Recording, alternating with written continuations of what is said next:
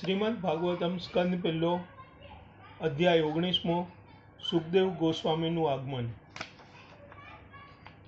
શ્રી સુખ ગોસ્વામીએ કહ્યું, ઘેર પાછા ફરતી વખતે મહારાજ પરીક્ષિતને લાગ્યું કે તેમણે નિરપરાધી અને તેજસ્વી બ્રાહ્મણ વિરુદ્ધ જે કર્મ કર્યું હતું તે નીચ અને અનાર્ય કર્મ હતું।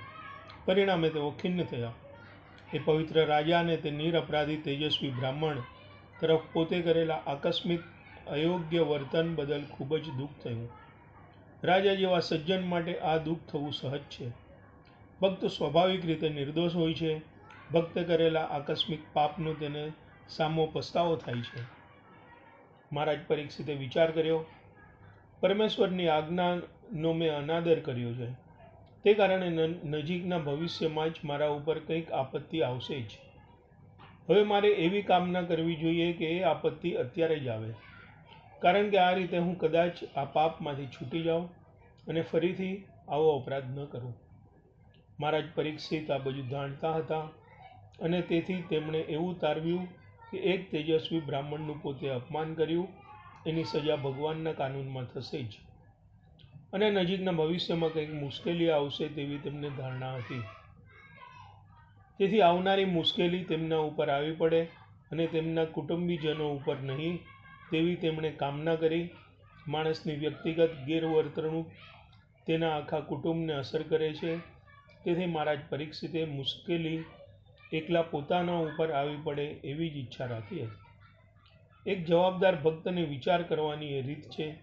ભક્તોના પરિવારજનો પણ ભગવાનની સેવા કરે તેના ફળમાં સહભાગી બને છે। જોકે મહારાજ પરીક્ષિતે દુનિયામાં કલીના વર્ચસ્વનો બળપૂર્વક પ્રતિકાર કર્યો હતો, છતાં કળિયુગનો પ્રભાવ તક સાધીને આવી જ ગયો અને ભૂખ તરસના સાધારણ ઉશ્કેરાટથી મહારાજ પરીક્ષિત જેવો બળવાન રાજા પણ બ્રાહ્મણ સંસ્કૃતિની અવગણના કરવા માટે પ્રેરાયા હતા। રાજા જ્યારે આમ પસ્તાવો કરી રહ્યા હતા ત્યારે તેમને તેમના નિકટ ભાવિમાં થનારા મૃત્યુના સમાચાર મળ્યા। એ મૃત્યુ ઋષિ પુત્રે આપેલા શાપને લીધે સર્પદંશથી થશે। રાજાએ આને શુભ સમાચાર તરીકે વધાવી લીધા। સાચું સુખ દિવ્ય જીવનની પ્રાપ્તિથી અથવા જન્મ મરણની ઘટમાળ બંધ થઈ જવાથી મળે છે। માણસ પરમેશ્વરના ધામમાં પાછા જઈને જ જન્મ મરણની ઘટમાળને અટકાવી શકે છે। પૂર્ણતાનો માર્ગ માણસને અતિ ભૌતિક આસક્તિઓમાંથી છોડાવે છે અને તેથી માણસ પરમેશ્વરના રાજ્યમાં પ્રવેશવાને લાયક બને છે। મહારાજ પરીક્ષિત ભગવાનના મહાન ભક્ત હતા અને પરમેશ્વરના રાજ્યમાં પ્રવેશવા માટે આવા સાચા ઉમેદવાર હતા। ભગવાનના ભક્ત તરીકે તેઓ એ વાત સમજી શક્યા કે ઋષિપુત્રનો અવિચારી શાપ પણ તેમને માટે તો રાજકીય અને સામાજિક બંને પ્રકારની દુન્વયી બાબતોમાંથી વિરક્ત થવાના નિમિત્ત રૂપે તેમને માટે આશીર્વાદ રૂપે હતો। સમીક ઋષિએ પણ પ્રસંગનો અફસોસ કર્યો અને એક ફરજ તરીકે રાજાને એના સમાચાર પાઠવ્યા, જેથી પરમેશ્વર પાસે પાછા જવાની રાજા તૈયારી કરી શકે। પોતાનો મૂર્ખ પુત્ર શૃંગીએ તેજસ્વી બ્રાહ્મણ રૂપ હોવા છતાં કમભાગ્યે વિના કારણે રાજાને શાપ આપીને તેની તેજસ્વીતાનો દુરુપયોગ કર્યો હતો। રાજાએ ઋષિને સર્પહાર પહેરાવ્યો તે ઘટના મૃત્યુ શાપ માટે પૂરતું કારણ ન હતું, પણ શાપને નિવારવાનો કોઈ રસ્તો ન હોવાથી એક અઠવાડિયામાં મૃત્યુની તૈયારી કરવા માટે રાજાને જાણ કરવામાં આવી હતી। સમીક ઋષિ અને રાજા બંને આત્મ સાક્ષાત્કાર પામેલા પુરુષો હતા। સમીક ઋષિ યોગી હતા અને મહારાજ પરીક્ષિત ભાગવત ભક્ત હતા, તેથી તેમની આત્મસિદ્ધિમાં કંઈ તફાવત ન હતો। તેમનામાંથી કોઈ મૃત્યુથી ડરતા ન હતા। તેમણે પોતાના તરતમાં થનારા મૃત્યુની અને પરમેશ્વર પાસે પાછા જવાની તૈયારી કરવાનો નિર્ણય કરી લીધો। મનુષ્ય જીવન પરમેશ્વર પાસે પાછા જવાનો અથવા તો ભૌતિક જીવન જન્મ મૃત્યુના ચક્રમાંથી છૂટવા માટે તૈયારી કરવા માણસ માટેનો અવસર છે। પોતાના અનિવાર્ય મૃત્યુને ભેટવા માટે 7 દિવસ પહેલાં સૂચના મેળવવા જેટલા મહારાજ પરીક્ષિત સહભાગી હતા. જોકે મૃત્યુ તો સૌને માટે અનિવાર્ય છે જ. મૂર્ખ માણસો મૃત્યુના આ નક્કર સત્યને ભૂલી જાય છે અને પરમેશ્વર પાસે પાછા જવાની તૈયારી કરવાની ફરજની અપેક્ષા કરે છે. મનુષ્ય જીવનના અંતિમ લક્ષ્ય સમા પરમેશ્વરના ધામની જેમને કોઈ કલ્પના નથી એવા ભૌતિકવાદી રાજ્યો કરતાં આદર્શ શાસક મહારાજ પરીક્ષિતના દાખલાને અનુસરવાનું વધારે સારું છે. આત્મદર્શનની અન્ય સર્વ પદ્ધતિઓનો ત્યાગ કરી ને કૃષ્ણ ભગવાનમાં એક ધ્યાન થવા માટે મહારાજ પરીક્ષિત ગંગા કિનારે આસન જમાવીને બેસી ગયા. કારણ કે અન્ય સઘળી પદ્ધતિઓમાં ચડિયાતી એવી કૃષ્ણ ભક્તિ એ સૌથી મહાન ભક્તિ છે, મહાન સિદ્ધિ છે. આ પૃથ્વી વિશ્વની અંદર આવેલા અસંખ્ય ભૌતિક ગ્રહોમાંની એક છે અને મહત્વના ક્ષેત્ર વિસ્તારમાં અસંખ્ય બ્રહ્માંડો આવેલા છે. અસંખ્ય વૈકુંઠ લોકમાંથી એકમાં કે ભગવાન શ્રી કૃષ્ણના ગૌલોક વૃંદાવનમાં ભગવાનના દાસ, સખા, માતા પિતા કે પ્રેમી સંબંધે ભગવાનની સંગી થવા માટે પરમેશ્વર પાસે પાછા જવાની ભક્ત હંમેશા ઈચ્છા રાખે છે. વૈષ્ણવોના ઉચ્ચ કુળમાં થયેલા જન્મ અને સંચિત પુણ્યને લીધે મહારાજ પરીક્ષિત આ બધી માહિતીથી જાણકાર હતા જ અને તેથી તેઓને ભૌતિક ગ્રહોમાં જરાય રસ ન હતો. એટલે નિશ્ચિત દિવસે તેનું મૃત્યુ થશે એવી જ્યારે એમને ખાતરી આપવામાં આવી ત્યારે હસ્તિનાપુરની પાસે જઈને વહેતી દિવ્ય યમુના નદીના કિનારે સંપૂર્ણ ઉપવાસ આચરી ને કૃષ્ણ ભક્તિ કરવા માટે તેઓ વધારે નિશ્ચિત બની ગયા.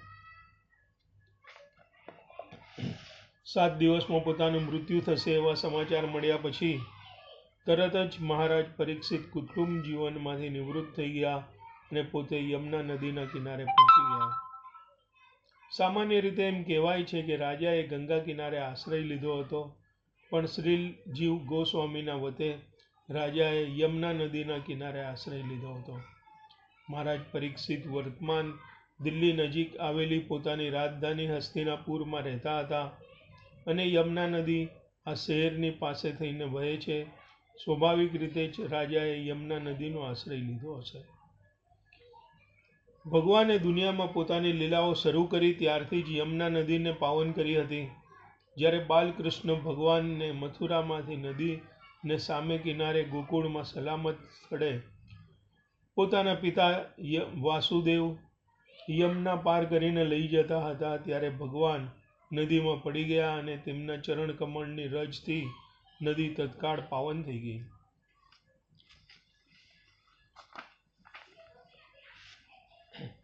ગંગા કિનારો કે યમુના કિનારો માણસને ભગવાનનું નિરંતર સ્મરણ કરવાની તક આપે છે.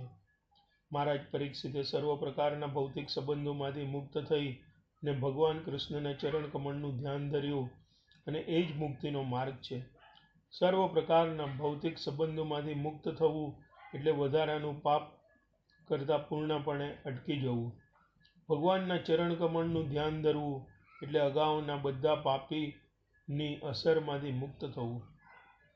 આનું શ્રેષ્ઠ ઉદાહરણ મહારાજ પરીક્ષિત પોતે જ છે. તેઓ નિષ્પાપ અને પવિત્ર રાજા હતા, પણ તેઓ પણ એક અપરાધના નિમિત્ત બન્યા. જોકે તેઓ પોતે આવો અપરાધ કરવાની કદી ઈચ્છા કરતા ન હતા, પણ તેને શાપ મળ્યો. પણ એ પોતે ભગવાનના મહાન ભક્ત હતા, તેથી જીવનની આવી વિપરીતતા પણ તેમને માટે અનુકૂળ બની ગઈ. સિદ્ધાંત એ છે કે માણસે પોતાના જીવનમાં કોઈ પાપ જાણી જોઈને કરવું જોઈએ નહીં અને ધ્યાન ભંગ થયા વિના નિરંતર ભગવાનના ચરણ કમળનું સ્મરણ કરવું જોઈએ. આવી મનસ્થિતિમાં ભગવાન મુક્તિના માર્ગે નિયમિત પ્રગતિ કરવામાં અને ભગવાનના ચરણ કમળને પામવામાં ભક્તને મદદ કરશે. તે સમયે પોતપોતાના શિષ્યો સહિત બધા મહાનુભાવો અને મુનિઓ અને પોતાની ઉપસ્થિતિ તીર્થોને પણ પાવન કરે એવા સંતો તીર્થયાત્રા કરવાને નિમિત્તે ત્યાં આવી પહોંચ્યા. જ્યારે મહારાજ પરીક્ષિતે ગંગા કિનારે આસન જમાવ્યું ત્યારે સમાચાર આખા બ્રહ્માંડમાં ચારે દિશામાં ફેલાઈ ગયા અને આ ઘટનાના મહત્વને જે સમજી શકે તેવા ઋષિમુનિઓ તીર્થયાત્રાને નિમિત્તે ત્યાં આવી પહોંચ્યા. તેઓ મહારાજ પરીક્ષિતને મળવા આવ્યા હતા. સુખદેવ ગોસ્વામી શ્રીમદ ભાગવતનું આખ્યાન કરવાના છે તેવું તેમને અગાઉથી દર્શન થયું હતું અને તેઓ સૌ આ મહાન પ્રસંગોને લાભ લેવાની ઈચ્છા રાખતા હતા. બ્રહ્માંડોના વિવિધ ભાગોમાંથી અત્રિ, ભૃગુ, પરાશર, વિશ્વામિત્ર, વશિષ્ઠ, પરશુરામ, ભારદ્વાજ અને મહાત્મા નારદ જેવા મહર્ષિઓ ત્યાં આવી પહોંચ્યા. ભૃગુ: જ્યારે બ્રહ્માજી મહાન યજ્ઞ કરી રહ્યા હતા ત્યારે યજ્ઞની ઝાડમાંથી મહર્ષિ ભૃગુનો જન્મ થયો. તેઓ એક મહાન ઋષિ હતા અને તેમના પ્રિય પત્ની પુલોમા હતા.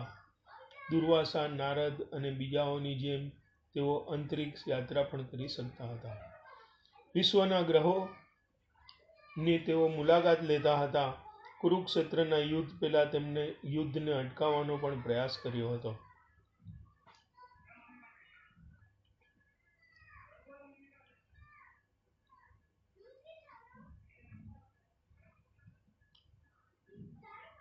પરાશર: તેઓ વિશિષ્ટ મુનિના પૌત્ર અને વ્યાસદેવના પિતા હતા. માતાના ઉદરમાં રહીને જ તેઓ વેદ શીખ્યા હતા. તેમના પિતાને કલ્યાણપદ નામના એક રાક્ષસે મારી નાખ્યા હતા અને તેનું વેર લેવા માટે તેઓ આખી દુનિયાનો ધ્વંસ કરવા માંગતા હતા, પણ તેમને તેમના પિતામહ વશિષ્ઠે વાર્યા હતા. તેઓ ભીષ્મના મૃત્યુ વખતે પણ હાજર હતા. ભગવાન શિવના મહાન ભક્ત હતા. તેઓ અનેક વેદ, શાસ્ત્રો અને સામાજિક ગ્રંથોના કરતા હતા. વિશ્વામિત્ર: એક મહાન તપસ્વી અને યોગી. તેઓ જ્યારે ક્ષત્રિય રાજા હતા ત્યારે તેમને વશિષ્ઠ મુનિ સાથે ઝઘડો થયો હતો. તેમણે એક મહાયજ્ઞ કર્યો હતો અને તેથી વિશિષ્ટ મુનિના પુત્રોનો નાશ કરવા માટે તેઓ શક્તિમાન બન્યા હતા. તેઓ એક મહાન યોગી હતા, છતાં તેઓ પોતાને ઇન્દ્રિયો ઉપર સંયમ રાખવામાં નિષ્ફળ નીવડેલા. વિશ્વ ઇતિહાસની સૌંદર્ય સામગ્રી શકુંતલાના પિતા બનવાનું તેમને ભાગ્ય મળ્યું હતું. તેઓ જ્યારે ક્ષત્રિય રાજા હતા ત્યારે એકવાર તેમણે વશિષ્ઠ મુનિના આશ્રમની મુલાકાત લીધી હતી. ત્યાં તેમનું શાહી સન્માન થયું હતું. વિશ્વામિત્રને વશિષ્ઠ પાસેથી નંદિની નામની ગાય લેવી હતી, પણ મુનિએ તે આપવાનો ઇનકાર કરી દીધો. વિશ્વામિત્ર તે ગાયને ચોરીને લઈ ગયા અને તેથી રાજા અને ઋષિ વચ્ચે ઝઘડો થયો. વિશ્વામિત્ર વશિષ્ઠની આધ્યાત્મિક શક્તિથી પરાજિત થયા હતા અને તેથી તેમણે બ્રાહ્મણ થવાનો નિર્ણય કર્યો હતો. કુરુક્ષેત્રનું યુદ્ધ અટકાવવા પ્રયાસ કરનારાઓમાંથી તેઓ પણ એક હતા.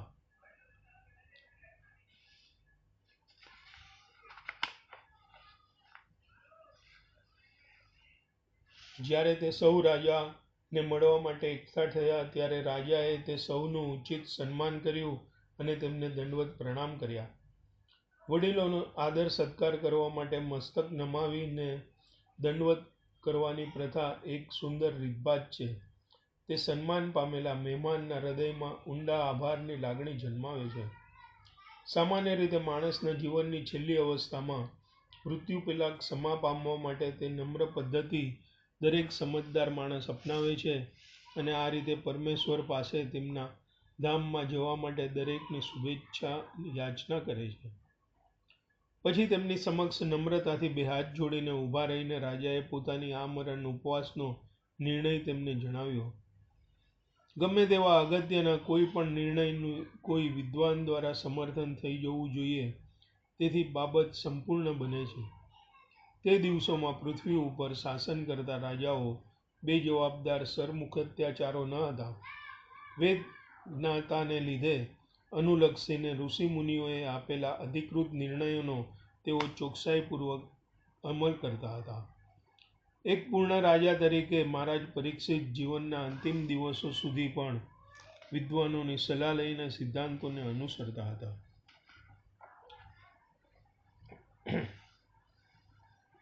મહારાજ પરીક્ષિત પણ સમજી શકતા હતા કે ત્યાં એકઠા થયેલા સૌ મહર્ષિ પોતાના પૂર્વજો પાંડવો અને પ્રતિ તેમની ભાગવત ભક્તિના કારણે ખૂબ દયાળુ હતા. તેથી પોતાના જીવનની અંતિમ અવસ્થાને ત્યાં હાજર રહેવા બદલ તેઓ ઋષિમુનિઓનો ઉપકાર કરવા લાગ્યા અને તેમને એમ લાગ્યું કે આ બધું તો તેમના પૂર્વજો કે પિતામહોની મહાનતાને આભારી હતું. તેથી પોતે આવા મહાન ભક્તોના વંશજ હોવાથી તેમને ગર્વ અનુભવતા હતા. મહાન સંતોની હાજરી ભગવાનની હાજરી સૂચવતી હતી. તેથી રાજાએ મહર્ષિઓની ઉપસ્થિતિને ભગવત કૃપાની નિશાની તરીકે ઓળખાવી હતી.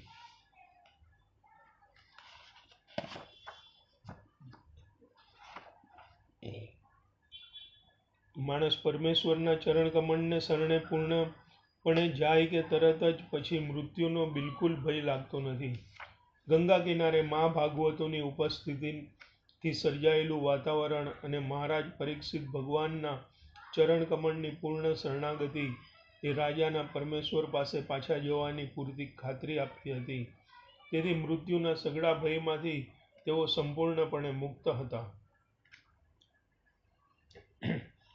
પૂર્ણ આત્મસંયમમાં જ મહારાજ પરીક્ષિત ગંગાના દક્ષિણ કિનારે મૂકેલા પૂર્વાભિમુખ મુખવાળા કુશાસન પર બેસી ગયા. તે પૂર્વે તેમણે પોતાના પુત્રને રાજ્યભાર સોંપી દીધો. આમ તેઓ બધી અનુકૂળતાઓથી સજ્જ હતા. આમ મહારાજ પરીક્ષિત આમરણ અનશન ઉપવાસ માટે બેઠા. મહારાજ પરીક્ષિતના સમય સુધી પણ આંતરવિગ્રહ વિવાર હતો અને મુક્તિને પામવા માટે અર્થે પરીક્ષિત મહારાજના આમરણ અનશનના સમાચાર જ્યાં બુદ્ધિશાળી દેવતાઓ રહે છે ત્યાં આકાશમાં સ્વર્ગલોકમાં પહોંચી ગયા અને તેથી ધરતી ઉપર આકાશમાંથી પુષ્પવૃષ્ટિ કરી અને દુદુંબીઓ વગાડીને તેમનું સન્માન કર્યું. ભગવાન, દેવતાઓ અને ધરતી ઉપરના ભાગવત ભક્તો વચ્ચે પૂર્ણ સહકારની એક અદ્રશ્ય શૃંખલા હોય છે. ભગવાનની શક્તિ એટલી બધી પાવનકારી છે કે બધા દેવતાઓ અને ઋષિઓ ભગવાન પોતે સુદ્ધા ભક્ત ઉપર પ્રસન્ન થાય છે અને તેથી ભક્તને દરેક સુખાન્વંતી બાબત દેખાય છે. પ્રગતિશીલ ભક્તના માર્ગમાંથી આવી બધી અપસુકન કરાવનારી બાબતો દૂર થાય છે. મૃત્યુની અણીએ બધા મહર્ષિઓના દર્શન થવા એ મહારાજ પરીક્ષિત માટે ખરેખર ધન્ય બાબત હતી અને આમ ઋષિપુત્રના કહેવાતા શાપથી તેમને તો વરદાન જ મળ્યું હતું.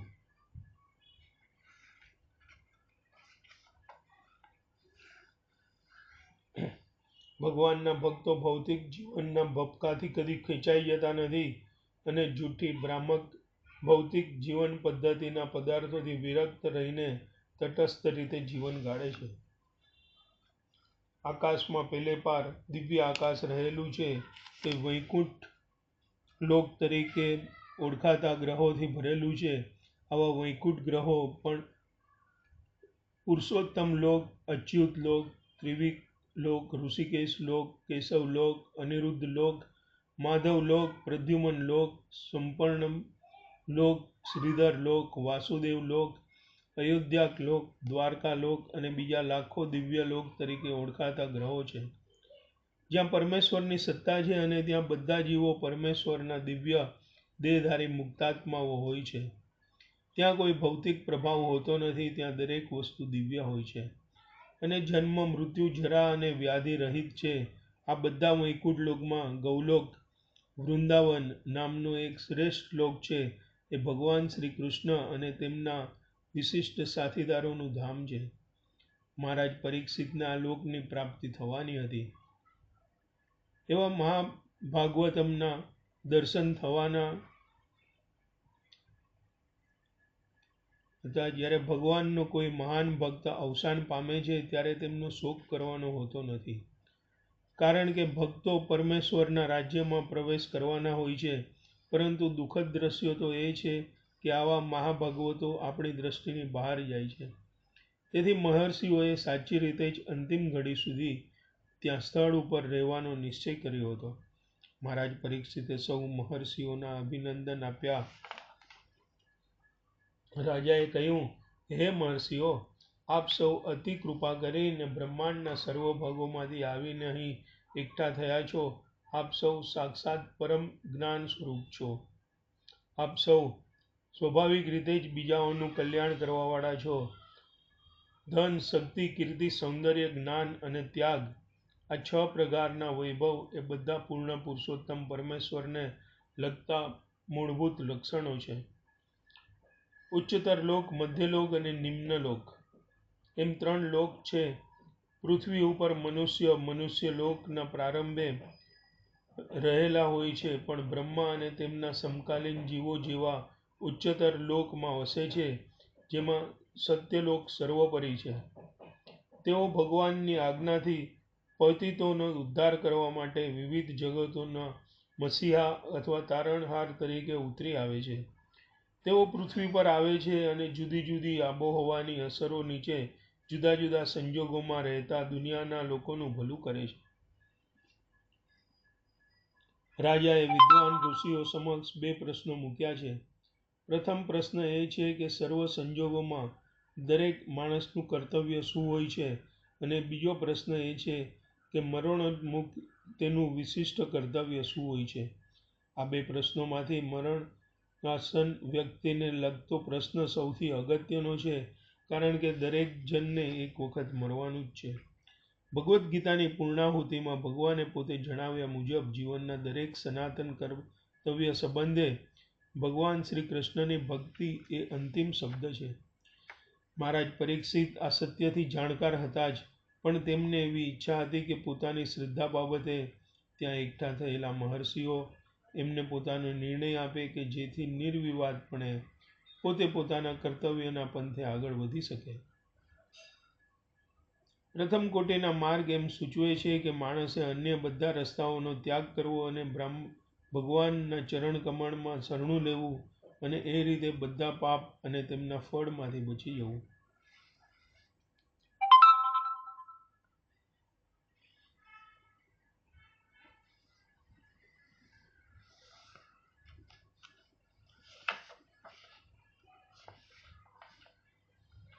સુખદેવ ગોસ્વામીના લક્ષણો. મહાપુરુષને શોભે એવી અસામાન્ય લક્ષણો છે. તેઓ રંગે શ્યામ અને તેમની યુવાવસ્થાને લીધે અત્યંત સુંદર હતા. તેમના શરીરની ક્રાંતિને લીધે આકર્ષક હાસ્ય થકી તેઓ સ્ત્રીઓના મનને હરી લેતા હતા. તેમણે પોતાનો કુદરતી મહિમા છુપાવવાનો પ્રયાસ કર્યો, છતાં ત્યાં હાજર રહેલા સૌ ઋષિમુનિઓ એ સામૂહિક શાસ્ત્રમાં પારંગત હતા. તેથી તેમણે પોતપોતાના આસનો ઉપરથી ઊભા થઈ ને તેમનું સ્વાગત કર્યું. મહારાજ પરીક્ષિત મુખ્ય અતિથિ સુખદેવ ગોસ્વામીને આવકારવા માટે પોતાનું મસ્તક નમાવી ને પ્રણામ કર્યા અને સૌનો સાક્ષાત્કાર પામી ને સુખદેવ ગોસ્વામી પોતાના ઉચ્ચાસને બિરાજમાન થયા. સભામાં સુખદેવ ગોસ્વામીના આગમન વખતે શ્રી વ્યાસદેવ, નારદજી અને અન્ય જૂજ મહેમાનો સિવાય બીજા બધા ઊભા થયા હતા. ભગવાનના મહાન ભક્તોને આવકારવા ખૂબ જ પ્રસન્ન થયેલા મહારાજ પરીક્ષિતે તેમની સમક્ષ દંડવત પ્રણામ કર્યા. સુખદેવ ગોસ્વામીએ તેમને આલિંગન આપીને હસ્તધૂન કરી ને માથું હલાવીને ખાસ કરીને પોતાના પિતા અને નારદજીને પ્રણામ કરી ને સન્માનનો પ્રત્યુત્તર આપ્યો. જેવી રીતે તારાઓ, નક્ષત્રો અને અન્ય અવકાશગ્રાહી ગ્રહો વચ્ચે ચંદ્ર શોભે છે, તેવી જ રીતે સુખદેવ ગોસ્વામી તે વખતે બ્રહ્મર્ષિઓ, રાજર્ષિઓ અને દેવર્ષિઓની વચ્ચે શોભતા હતા. તેમની ઉપસ્થિતિ ભવ્ય હતી અને સૌએ તેમનું સન્માન કર્યું હતું. મહર્ષિ સુખદેવ ગોસ્વામી પૂર્ણ શાંતિથી બેઠા. તેઓ કોઈ પણ પ્રશ્નનો સ્પષ્ટ જવાબ આપવા માટે તૈયાર એવા મેધાવી હતા. મહાન ભક્ત પરીક્ષિત તેમની સમક્ષ ગયા અને મસ્તક નમાવીને પ્રણામ કર્યા અને 2 હાથ જોડીને મધુર શબ્દમાં પૂછ્યું. મહારાજ પરીક્ષિત હવે મૃત્યુને ભેટવા માટે તૈયાર હતા. 7 દિવસના ટૂંકા ગાળામાં પ્રભુના રાજ્યમાં પ્રવેશવાની પદ્ધતિ તેમને જાણવાની હતી. આવા મહત્વના કિસ્સામાં માણસને ગુરુ પાસેથી ગુરુ પાસે જવાની જરૂર પડે છે. સુખદેવ ગોસ્વામીના વ્યક્તિત્વમાં ગુરુની યોગ્યતા પૂર્ણપણે અભિવ્યક્ત થઈ છે. ગુરુ અને શિષ્ય શ્રી સુખદેવ ગોસ્વામી અને મહારાજ પરીક્ષિત બંને ભાગવતના માધ્યમથી પૂર્ણત્વ મેળવ્યું હતું. સુખદેવ ગોસ્વામી પોતાના પિતા વ્યાસદેવ પાસેથી શ્રીમદ ભાગવતમ શીખ્યા હતા, પણ તેનું અધ્યયન કરવાનું તેમને તક મળી ન હતી. મહારાજ પરીક્ષિત સમક્ષ તેમણે શ્રીમદ ભાગવતમનું અધ્યયન કર્યું અને મહારાજ પરીક્ષિતના પ્રશ્નોના સ્પષ્ટ ઉત્તર આપ્યા અને આમ ગુરુ શિષ્ય બંને મોક્ષ પામ્યા. સુખદેવ ગોસ્વામી જેવા સંત ભક્તો સામાન્ય રીતે દુન્વયી ભોગતાઓ પાસે અને ખાસ કરીને રાજકર્તાઓના વર્ગ પાસે જતા ન હતા.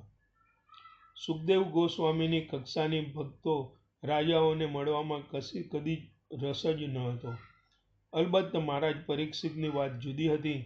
રાજા હોવા છતાં તેઓ એક મહાન ભક્ત હતા અને તેથી તેમની જિંદગીની અંતિમ અવસ્થાએ સુખદેવ ગોસ્વામી તેમને મળવા માટે આવ્યા હતા. મહારાજ પરીક્ષિતને સુખદેવ ગોસ્વામીની હાજરીથી ઘણી હિંમત પ્રાપ્ત થઈ હતી. જેમની હાજરી કોઈ પણ સ્થળને તીર્થસ્થાન બનાવી દે તેવા સંતની હાજરીથી પોતે પાવન થયા હોય તેવું તેમને લાગ્યું હતું. યાત્રાના પવિત્ર સ્થળોનું મહાત્મ્ય મહાન સંતો અને ઋષિઓની હાજરીને લીધે જ થાય છે.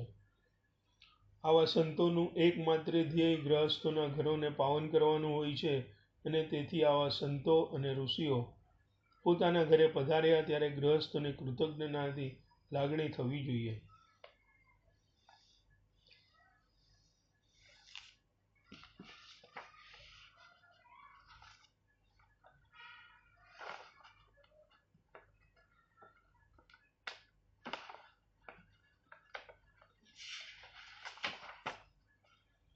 મહર્ષિ સુખદેવ ગોસ્વામીએ ભગવાનના મહાન ભક્ત મહારાજ પરીક્ષિતને શ્રીમદ ભાગવતનો ઉપદેશ કરવા માટે સ્વેચ્છાએ હાજર થવાની જરૂર ભગવાન કૃષ્ણ તરફથી પ્રેરણા થઈ હતી. માણસને અંતિમ સિદ્ધિની પ્રાપ્તિમાં સહાય કરવા માટે ગુરુએ પરમેશ્વરના સાક્ષાત પ્રતિનિધિ છે. ભક્તને ભગવાનના શુદ્ધ ભક્ત મળે કે તરત જ આ દેહનો ત્યાગ કર્યા પછી પરમેશ્વર પાસે પાછા જવાની ભક્તને ખાતરી મળી જાય છે. પણ આ બાબતોનો આધાર ભક્તની પોતાની સચ્ચાઈ ઉપર છે. સાર એ છે કે અધિકૃત ગુરુની સહાય અને મદદ મેળવવી એટલે કે ભગવાનની પોતાની સીધી સહાય મેળવવી. મહારાજ પરીક્ષિતે પૂછેલા પ્રશ્ન એ ભાગવતમના સંપૂર્ણ ગ્રંથનો પાયો અને સિદ્ધાંત છે.